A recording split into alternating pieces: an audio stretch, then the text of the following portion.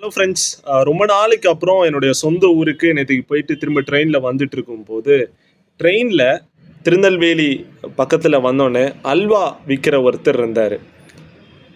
அவர் just அப்படியே வந்து ஒருத்தரையாக விற்றுட்டு இருக்கும்போது என் பக்கத்தில் உட்காந்துட்டு இருக்கிற ஒருத்தர் அப்படியே அல்வாவை காமிச்சார். அப்புறம் அதை நீட்டினோடனே தலைவருக்கு ஓகே வாங்கணும் அப்படின்னு வந்துருச்சு. எவ்வளோன்னு கேட்டார். 1/2 கிலோ பாக்கெட் 100 ரூபா. இவர் அவருடைய வேலெட்டை ஓப்பன் பண்ணி 100 ரூபா தேடுறாரு. 100 ரூபா இல்லை, 200 ரூபா தான் இருக்குது. அது 200 ரூபாவை பார்த்த உடனே அவர் சேல்ஸ்மேன் விற்கிறவர், அண்ணாச்சி பார்த்துக்கங்க, கடைசி அல்வா இருக்குது, இதையும் சேர்த்து வாங்கிக்கோங்க, கவரோட நான் கொடுத்துட்றேன். அவர் ஒரு கவரில் போட்டு கொண்டு வந்திருந்தார், கவரோட கொடுத்துட்றேன் அப்படின்ட்டார். நம்ம ஆள் ஒரு 2 செகண்ட் யோசிச்சார்.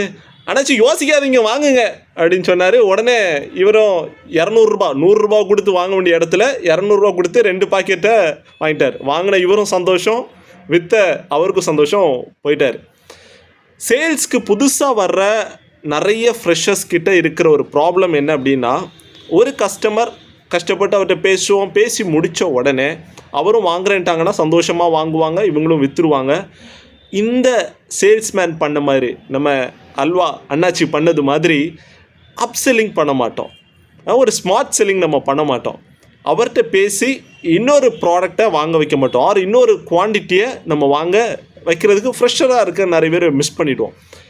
இவர்கிட்டேருந்து கற்றுக்க வேண்டிய மிக மிக முக்கியமான பண்பு என்ன அப்படின்னா, ஒரு ஆப்பர்ச்சுனிட்டி நமக்கு கிடைக்கிது, பொட்டென்ஷியல் கஸ்டமர் அப்படின்னு தெரியுதுன்னா யோசிக்காமல் அடுத்த ஒரு அப்செல்லிங் பண்ணிடணும். அடுத்த ப்ராடக்டை பற்றி இழுத்தவொன்று போட்டுறணும். அது நம்மளுடைய சேல்ஸை பயங்கரமாக மேலே போயிடும். இன்சென்டிவ் அச்சீவ் பண்ண முடியும், டார்கெட் அச்சீவ் பண்ண முடியும், கெரியரில் க்ரோ ஆக முடியும்.